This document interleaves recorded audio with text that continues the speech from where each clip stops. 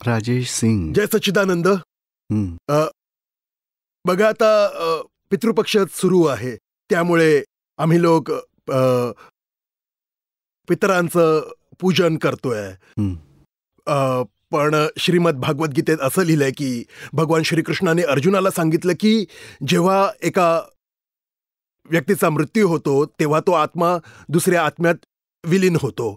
तर ह्याचा सिग्निफिकन्स आपल्याला जाणून घ्यायचा आहे, ह्याचा इम्पॉर्टन्स जाणून घ्यायचा आहे. आणि जे पंडित लोक आहेत ते काय करतात, ते म्हणतात की ह्या काळात व्रतवैकल्य, लग्न, विवाह इत्यादी कार्य नाही करू शकत. म्हणून त्याविषयी आपण विस्तारपूर्वक काही सांगावं. धन्यवाद. तो रिवाज आहे जो घरच्या सगळ्यांना मान्य आहे, चालू द्या. आणि या पितृपक्षात ते श्राद्ध वगैरे करतात ना, त्या श्राद्धाविषयी सुद्धा घरात जो रिवाज आहे तो सगळेच मानतात, तो मानू द्या. वास्तव समजायचं असेल तर हा देह सोडून आत्मा दुसऱ्या देहात जातो, तेव्हा मग इथले आपले सगळे राग, द्वेष, मोहाचा हिशोब पूर्ण करूनच ह्या देहातून सुटतो. आणि ह्या जन्मात जे काही राग, द्वेष, कॉजेस केले आहेत, कर्म, त्या कर्मानुसार त्याला दुसरा देह मिळतो. आपण जो पितृ श्रद्धा आणि आपण श्राद्ध करतो ती तर एक व्यावहारिक क्रिया. त्यात 2-3 गोष्टी आपण आहेत. एक आयुर्वेदा प्रमाणे समन्वय राखलाय. आयुर्वेद म्हणजे काय, धर्म आणि वास्तव. म्हणजे आपल्या भारतात त्यावेळी बघा मलेरिया खूप जणांना व्हायचा. तो काळही असा आहे की तेव्हा पाऊस खूप पडायचा आणि सगळी मग रोगराई पसरायची, मलेरिया व्हायचा. मलेरियाला पित्तज्वर म्हणायचे. म्हणजे पित्ताचं शमन. त्या काळी काही चांगलं औषधही नव्हतं. मग पित्त शांत कसं राहणार पित्तज्वरामुळे? म्हणजे खीर खा जास्त. आता खीर कशी खाणार? गरीब माणूस कुठून पैसे आणणार?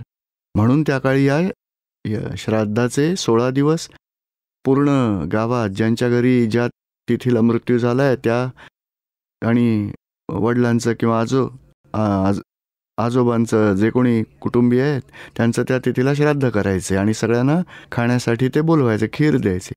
आणि खीर वाटी भरभरून 2-3 वेळा खायची सगळ्यांनी. अशी 16 दिवस खायला मिळायची खीर त्यांना. अशाने त्यामुळे पित्ताची शांती व्हायची आणि वाचायचे ते. मग 9 रात्री पूजा, नंतर उद्यापन करायचे नवरात्र संपल्यावर. तोच मुख्य हेतू होता. आणि ज्या महिला होत्या ना, ज्या वयोवृद्ध माता होत्या, त्यांची 9व्या मुहूर्तावर पूजा करायची, वयोवृद्ध स्त्रियांची. म्हणून ती एक तिथी ठेवली. आणि एक आयुर्वेदाचा हिशोब असा आहे की त्यावेळी वातावरण बघा एकदम दूषित असतं, त्यावेळी दूध, खीर खाल्ली तर तब्येत नीट राहील. या एकादशीचा उपासाचा हेतू पण असाच आहे. या पावसाळ्याच्या 4 महिन्यात हे असे ते जास्त येतात. तुम्ही बघा उपास, बघा सगळे धर्म हेच सांगतात. रोजा वगैरे पण याच काळात असतो. त्या आपल्या आरोग्यासाठी एवढं जठराग्नी मंद असतो आणि अन्नाचं पचन नीट होत नाही, म्हणून उपास एकादशी सगळे करतात. म्हणजे या श्राद्धाचा हेतू हाच आहे की मग मूळ. दुसरं म्हणजे आपण आपल्या आईवडिलांच्या नावाने काहीतरी करावं. म्हणजे नियम काय की आपण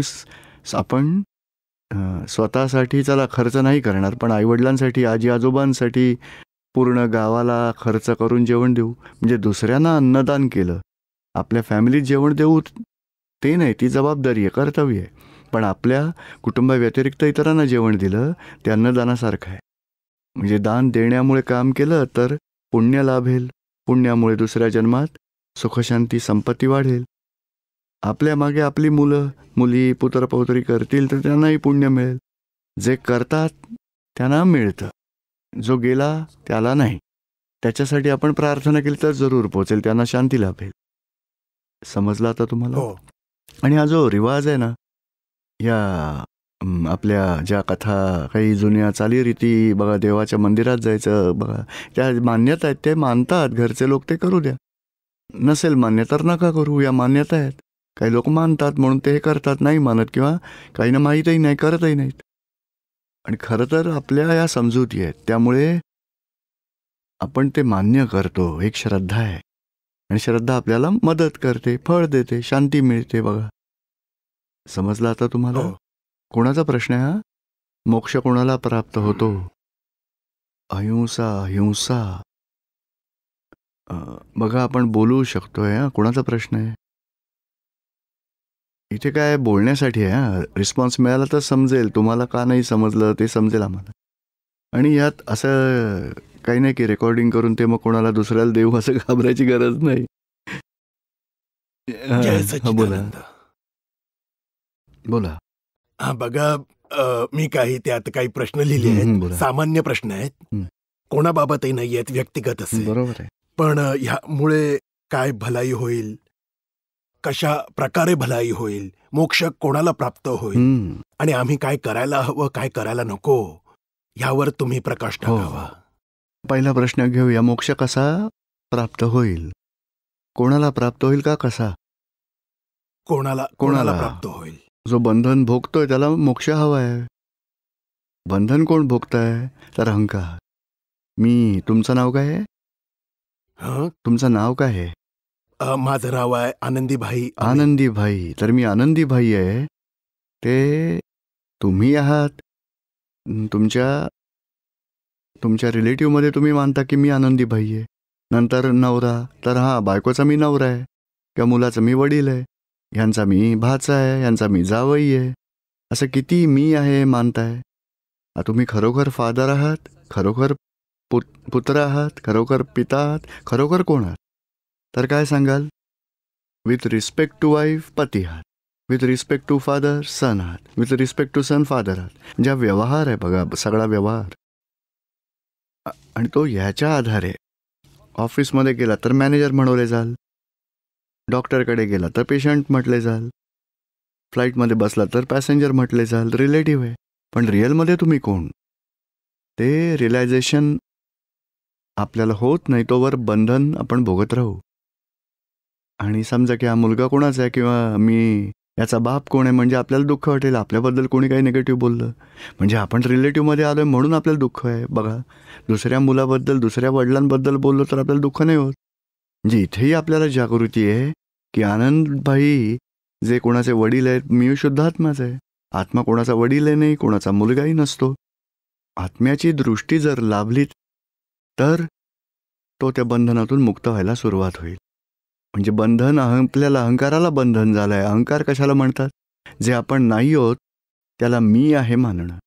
हे शरीर म्हणजे मी आहे मानणं, रिलेशन म्हणजे मी आहे मानतात. मीच वडील आहे, मीच नवरा, मी आत्मा आहे, तो अविनाशी मी आहे. त्या जागृतीमुळे प्राप्त झालं, तिथपासून मुक्ती सुरुवात झाली. समजलं का आता? अज्ञानतेमुळे बंधन आहे, ज्ञानामुळे मुक्ती आहे. आणि मोक्षासाठी काय करायला हवं? त्यासाठी नाही का आपल्याला संस्कृत शिकायचं असेल तर काय करूया? कोणी संस्कृतचे टीचर मिळाले तर खूप चांगलं आहे. बघा ना, मुलांना शाळेत का घालतात? आपण स्वतः चार्टर्ड अकाउंटंट आहोत तरी मुलांना आपण स्वतः नाही शिकवत. शाळेत घालतो का? तर टीचर त्यांना शिकवतील 1 2 3 ABCD. म्हणजे शिक्षक हवे. सगळ्या ठिकाणी शिक्षकांची गरज आहे. तसंच इथेही जर आत्म्याची प्राप्ती करून घ्यायची तर ज्याला आत्म्याचं ज्ञान झालंय अशा टीचरची गरज आहे.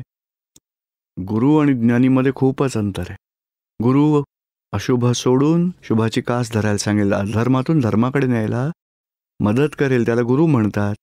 आणि धर्म आणि अधर्मातून मुक्त होऊन आत्म्यामध्ये येईल, अकर्मदशा प्राप्त करेल, त्याला ज्ञानी पुरुष म्हणतात. समजलं आता तुम्हाला?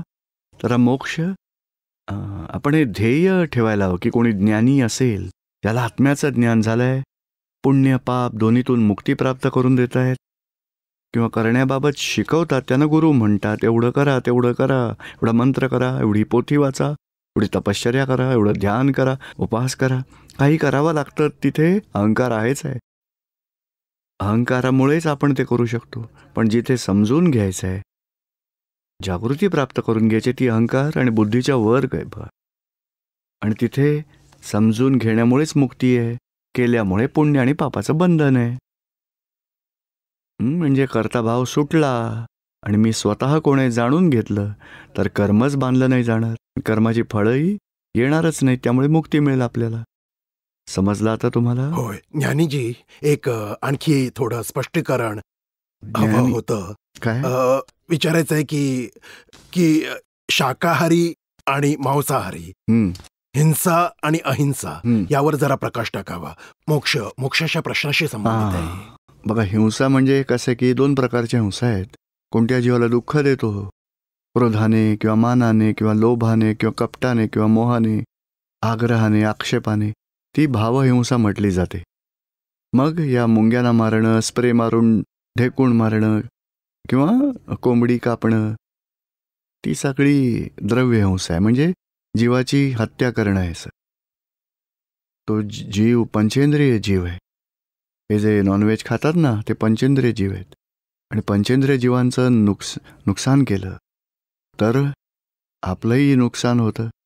आता पाप आणि पुण्य ही वेगळी गोष्ट आहे, पण हे अन्न म्हणून जे खातात नॉनव्हेज, त्यामुळे आवरण येतं.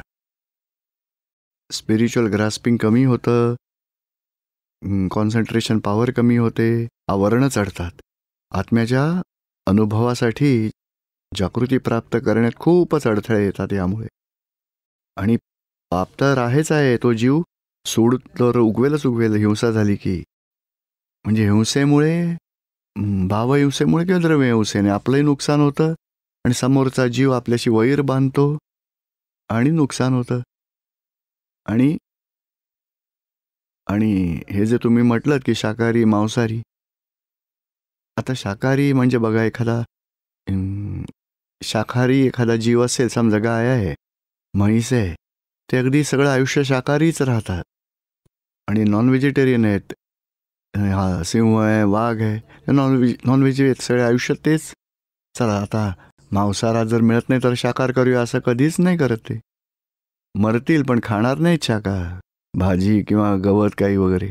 आपण जे मनुष्य आहोत ना, हे आपले दात आहेत, नख आहेत, आपल्या खाण्याच्या पद्धती आहेत, त्या खरं तर सगळ्या शाकाहारी आहेत. आपलं पोटही शाकाहार पचवायसाठी आहे.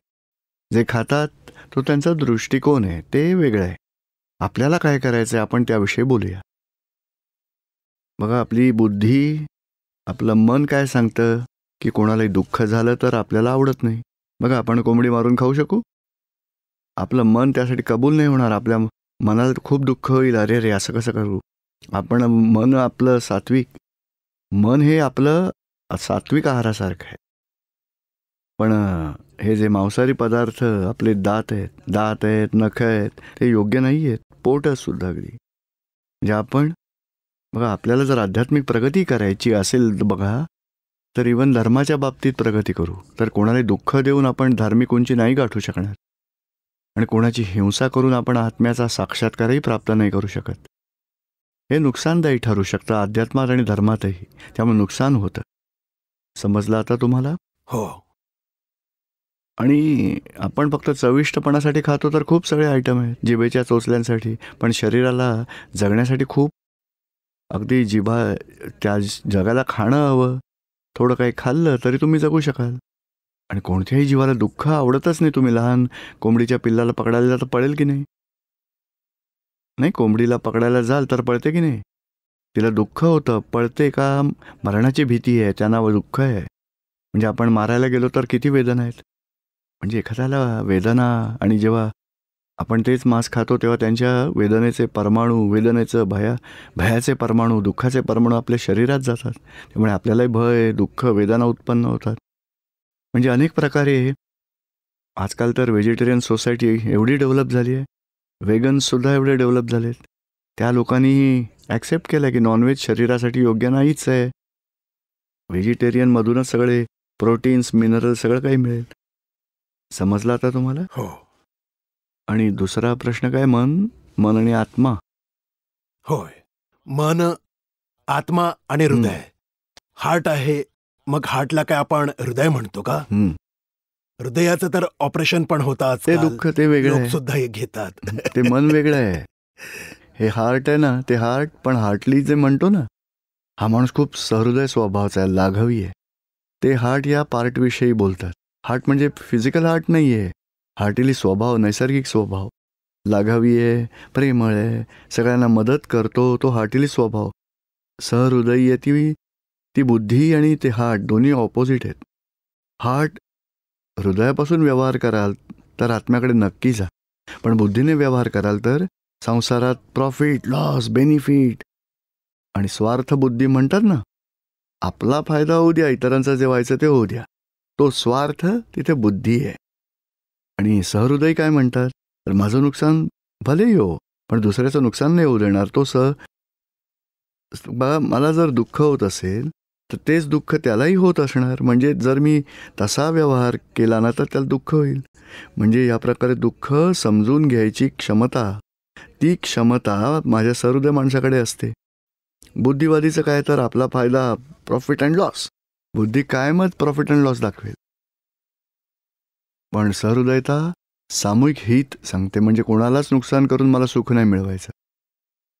कोणाला दुःख होतं, चल तू सुखी हो, माझं दुःख मी सहन करेन, माझ्याकडे समज आहे, मी समाधान करून घेईन. कोणालाही मला दुःख नाही द्यायचं. तो सहृदय स्वभाव. सहृदयी इतरांच्या उणीवा स्वीकारतात बघा, त्यामुळे ते आत्म्याकडे जाऊ शकतात. पण बुद्धिवादी तर आपला स्वार्थ, माझा फायदा, त्याचं नुकसान झालं तरी मरू द्या त्याला, नाही का. भ्रष्टाचार, दुराचार, व्यभिचार सगळं होतं की नाही आजकाल या स्वार्थ बुद्धीमुळे. आणि बुद्धी कायम मोक्षाविरुद्ध घेऊन जाते बघा. संसारात बुडवून 4 गतीमध्ये भटकायला लावेल, पण सहृदयता मोक्षाप्रती जाईल. सद्भावनेने सिन्सिअरिटी आणि मोरॅलिटी, आणि बुद्धिवादी म्हणजे सिन्सिअरिटी मोरॅलिटी मरू द्या, मग सिन्सिअरिटी मोरॅलिटी समाप्त होईल बुद्धिवादाने चालाल तर. पण सहृदयपणाने सिन्सिअरिटी मोरॅलिटी सगळेच प्रकट होईल. आणि सिन्सिअरिटी मोरॅलिटीमुळे मोक्षापर्यंत पोचू शकतो, भगवंतांपर्यंत पोचेल, भगवान पदाची प्राप्ती होऊ शकेल. म्हणजे सहृदयपणामुळे खूपच आध्यात्मिक प्रगतीसाठी बघा, सहृदयपणा, सिन्सिअरिटी, मोरॅलिटी हे सगळं आध्यात्मिक प्रगतीसाठी टॉपमोस्ट एव्हिडन्सेस आहेत. आणि मन ही खूपच वेगळी गोष्ट आहे. मन तर डिस्चार्ज कर्म आहे. त्याला जे म्हणतात ना, मनाला वश करा, ते खरं खूपच चंचल आहे बघा. त्याला वश करायची गरज नाही आहे. आणि करायचंच असेल तर वेगळेपणाची जागृती प्राप्त करायची, ज्ञान प्राप्त करा. मग मन तुम्हाला हैराण नाही करणार. मन म्हणजे आपण मागील जन्मात जे काही अभिप्राय दिले चीजवस्तूंबाबत, व्यक्तींबाबत, ते सगळं कलेक्शन आज आपल्या मनात आहे. Mind is a collection of opinion. आणि पास्ट लाईफमधली, आणि जे आज आपण जर बघितलं ना, ते आपल्याला देत राहतं. ते ओपिनियन म्हणजे एक इन्फॉर्मेशन आहे. बघा, आपण गाडीमध्ये नाही का रडारमध्ये ठेवतो ना, पोलीस येतात तेव्हा आपण स्लो करतो, नाहीतर फास्ट पळवतो. म्हणजे हे सुद्धा एक इन्फॉर्मेशन रडारसारखं आहे. इन्फॉर्मेशन, इन्स्पेक्टर वेगळा आहे, रडार वेगळा आहे. रडारमुळे आपण नाही का, फ्लाईट आलं एखाद्याची, दुसरे शत्रूचा प्लॅन असेल, अलर्ट होतो आपण, तेव्हा आपल्या देशाचं विमान असेल तर जाऊ द्या. म्हणजे रडार कसं इन्फॉर्मेशन देतं, मनही तशीच इन्फॉर्मेशन देणार आहे. आपण इन्स्पेक्टरसारखे आहोत. मनाचं ऐकायचं का नाही ऐकायचं, आपल्या ध्येयानुसार चालायला हवं. मन सांगेल, आपल्या ध्येयाप्रमाणे असेल तर म्हणेल यू आर करेक्ट, चला आपण फॉलो करूया. आणि ध्येयाच्या विरुद्ध असेल तर मनाला सांगायचं तुझं म्हणणं इथे नाही चालणार, मी तुझ्या मताशी सहमत नाही आहे, मी माझ्या ध्येयानुसारच चालेन. कारण आपण माणूस आहोत, मनुष्याने आपल्या ध्येयानुसार चालायला हवं. स्वतः कबीरसुद्धा म्हणायचे, ते म्हणायचे मन का चलता तन चले, ताका सर्वस्व जाय. मनाच्या आधाराने चालायचं नाही, ध्येयाच्या आधारे चालायचं. म्हणजे मन हा माहितीचा संचय आहे बघा. त्याला खूप इम्पॉर्टन्स देऊ नका. महत्त्व कशाला द्यायचं, सहृदयपणाला. बुद्धीला इम्पॉर्टन्स द्यायची गरज नाही, हृदयाला. सहृदय कोणाला म्हणायचं, कोणाला दुःख द्यायची इच्छा, भावना ज्याच्यात बंद झाली आहे, नाही कोणाला दुःख द्यायचं. त्याचं स्वतःलाही खूप दुःख होतं कोणाला दुःख दिलं तर. कोणाला दुःखात पाहिलं तरी त्याला स्वतःला दुःख होतं. त्याला संवेदनशील म्हणतात. आणि हृदय आणि मन यासाठी वर आत्मा आहे. श्रीकृष्णाने अर्जुनाला काय सांगितलं, मनाच्याही वर बुद्धी आहे, बुद्धीच्याही वर अहंकार आहे, आणि अहंकाराच्याही वर आत्मा आहे.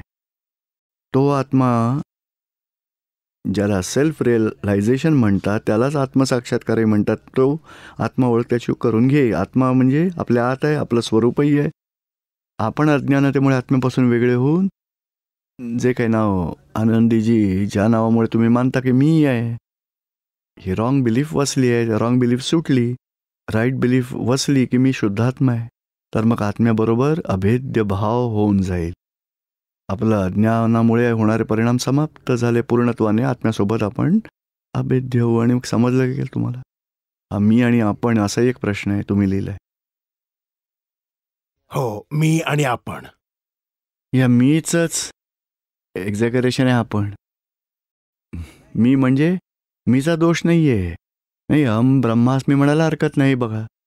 पण मी अहम, मी आनंदजी म्हणाल तर ते चूक आहे. आपण आत्मा आहोत आणि आत्मा म्हणायचे म्हणजे आत्मा आहे तर हरकत नाही. पण आपण देहात, मी देहात मानतो, नावाला मी मानतो. नाव तर विनाशी आहे, देहही विनाशी आहे. विनाशीला मी आहे मानणं ते तो मी म्हणजे अहंकार झाला. अहममधून अहंकार येतो आणि नंतर मी हे करतो, आम्ही एवढ्यांचे ट्रस्टी आहोत, आम्ही एवढी सेवा करतो, तशा मानभावीपणात नंतर अभिमान. मोठी आमची फॅक्टरी आहे, तिथे एवढी शेती आहे बघा, त्या मागे एकदम मोठी जमीन, तो आपला तो मान आहे. त्यातून मग तो मान, त्यातून पुढे मोठा अभिमान. अहममधून अहंकार, अहंकारातून मान, मानातून अभिमान. असा हा संसार खूप वाढलाय. आणि त्यातून मी स्वतः कोण आहे जाणलं तर अहंकार बाजूला पडेल. आणि करता कोण आहे ते जाणून घेतलं, मी स्वयं कोण आहे ते जाणलं तर हळूहळू अभिमान, मान सगळं गळून पडेल. म्हणजे मी स्वतः कोण आहे त्याबाबत रॉंग बिलीफ मनात ठसली. त्यामुळे संसार उभा राहिला. पण मी कोण आहे राईट बिलीफ आली जर, तर सांसारिकपणा हळूहळू समाप्त होईल आणि आत्मा पूर्णपणे प्रकट होईल. समजते आता तुम्हाला? अजून काही विचारायचं आहे? बस ज्ञानीजी, आपल्याला टीव्हीवर बघत आलोय, ऐकत आलोय, पण साक्षात आपलं दर्शन आज आम्हाला झालंय. आम्ही सारे खूपच भाग्यवान आहोत. खूपच छान. जय सच्चिदानंद.